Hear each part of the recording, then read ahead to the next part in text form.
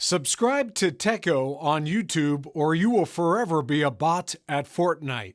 What is up, boys, and welcome back to another video. So it's been quite a while since my last editing video, and that's why today I want to go in depth about all of the best methods you can use to improve your editing and generally edit faster in Fortnite. If you go on to enjoy this video, be sure to drop a like on it and consider subscribing as well if you want to see more content just like this in the near future. As well as that, guys, if you're looking to maximize your improvement in Fortnite, then consider checking out Novos. Novos is the new way of competitive training in Fortnite, and you're all in one spot for improvement. Select your schedule, what skills you want to work on, and Novos will generate you a custom training plan to fit your needs. Their training plans offer exclusive practice methods from top coaches like Aimer7, Croder, Tito, and others. You can adjust your training board to your liking and even add in custom routines from your favorite creators. Sign up for your 7-day free trial at the link in the description, and Novos will fully take care of your training. And with that said, boys, let's hop right into the video. Anyway though, the first thing you should absolutely keep in mind when it comes to editing faster and more consistently is having optimal keybinds and settings. So for the first part of the video, I want to specifically focus on that. Starting off settings and keybinds, the first and most obvious thing to discuss is going to be confirm edit on release. Now, if you watched my keybinds video, which I posted a few days ago, you probably already know what I think about confirm edit on release, but I'll reiterate it here. Basically, my views go like this. For the majority of players, confirm edit on release is not going to be the best option unless you're already comfortable with it. Basically, what I meant by that was, if you already use it and you like it, then it's best to stick with it, but if you don't like the setting or you just don't use it, then it's probably not worth the time investment. However, with that said, if you're solely looking to improve your edit speed and get insane mechanics, and you're willing to dedicate a lot of time to learning and mastering it, then switching to confirm edit on release may be worth the time if you try it out and you enjoy it. Personally, for me, I don't use it, but that's mainly because I just don't play very well with it, and I don't think the time investment would be worth it for my own personal reasons. Overall though, when it comes to confirm edit on release, I'd honestly recommend trying it out if you're willing to put the time in to learn it, but just bear in mind that it might take a very long time to get good with it. And for many players, that time investment just isn't worth the benefits they'd be getting. Another setting a lot of players have considered is actually double edit binds, where you basically press one key to open your edit menu, but instead of pressing the same key to close it, you actually press a different one on a different finger. With some practice, this can honestly help you edit super fast, but my opinion is basically the same on this one. If you personally like it and you're willing to put in the time, then give it a shot. But if you don't really like it, or you don't really vibe with it when you try it out, or if you just can't dedicate the time to pretty much relearn the entire mechanic of editing, then in that case, I would not recommend making the switch. However, with that said, I would strongly recommend that if you're a controller player, you do use double binds to edit. Double binds are much easier on controller and make a massive difference in speed, so while I don't really recommend the setting as much for mouse and keyboard, and would recommend opting for either confirm edit on release or editing normally for them, I actually would recommend you set up double binds for editing on controller. If you're curious, the way I have mine set up for when I play controller is like this. I do R3 to open the edit menu, R2 to select the tiles, and then L3 to confirm. This allows me to press all three buttons with different fingers, and it honestly makes my editing really fast, so I'd recommend trying that or something similar if you're trying to max out your speed. Overall though, guys, as with anything in Fortnite, it really just comes down to preference, so I recommend trying out all three: normal editing, confirm on release, and double binds, and just seeing what you prefer. Keep in mind that while I can give you my personal advice, opinions, and experience, the best thing you can do for yourself is to keep this advice in mind, but also try it out for yourself and see what you actually like using. The next thing I want to bring up though is your actual editing bind. For mouse and keyboard, it's honestly really simple. Pick pretty much any bind that's close to your movement keys that you can press quickly. For most people, this bind is going to be E or F. For controller, it's slightly more complicated, but a lot of players have success with, as I mentioned earlier, pressing one stick to open their edit menu, R2 to select tiles, and the other stick to confirm. But feel free to experiment with other keybinds as well and see if you like something else better. With that said, for the next section of this video, I want to take some time to discuss some of my favorite creative maps and general methods to actually improve and practice your editing, starting off with one of my personal favorite creative maps by the legend Raider464. I've shown this map in the past, but since this video is about editing, I figured it would be a great opportunity to show it for you guys who haven't seen it yet. This map has a ton of good stuff in it, but my personal favorite aspect is the drill area near spawn, which you can find right behind the ARs. It takes between about 7 and 10 minutes minutes depending on your skill level to run through all the drills one time each, and it's honestly really good practice for drills that you'll actually use in fights. I would very strongly recommend hopping into this map as part of your warm-up or just sometime when you play, as it really doesn't take a super long time and it honestly helps a ton for fighting. The code for this map is going to be 756215980199. As well as that, if you don't want to just practice box fight edits, the map has a ton of edit up drills, tunnels, and other things of that nature, so it should definitely keep you busy for a while. Overall though, Raiders map is absolutely incredible and in my opinion has some of the best carryover to real fights, so I'd strongly recommend giving it a shot. Second up is yet another map that has really good carryover to the real game, and it's actually a fairly new map by the same creator, which is Raider464. This map is actually known as a piece control edit course, basically combining piece control and editing, and after trying it for a while, I honestly like it a lot. I would have included this map in the piece control video I did the other day, but unfortunately I hadn't heard of it until literally today. But overall, this map is honestly incredible for practicing your piece control. It's fairly self-explanatory. Obviously it involves a lot of editing, which has a ton of carryover to real fights. Obviously editing is highly involved in piece control, so be sure to give this map a shot as well. If you're interested, the code is going to be 617891921637. Finally though, the last map I wanted to discuss in this video is a map that's been around for a decent while, but is still one of the most unique editing maps. However, this map is a lot different from the rest. Instead of the Raider style maps, which kind of involve super realistic in-game drills, this map is basically the opposite, instead focusing on editing insanely fast and building muscle memory. This map is honestly incredible if you're trying to practice simply pressing the buttons faster or switching your editing style, for example switching to confirm edit on release or double edit binds as we discussed earlier. This map is made by Orange Guy and it's called Orange Guy's Warm-Up Map version 1.2. This map is basically a super compact version of a normal edit map where you can choose between a bunch of difficulties and have the goal to edit faster depending on which one you pick.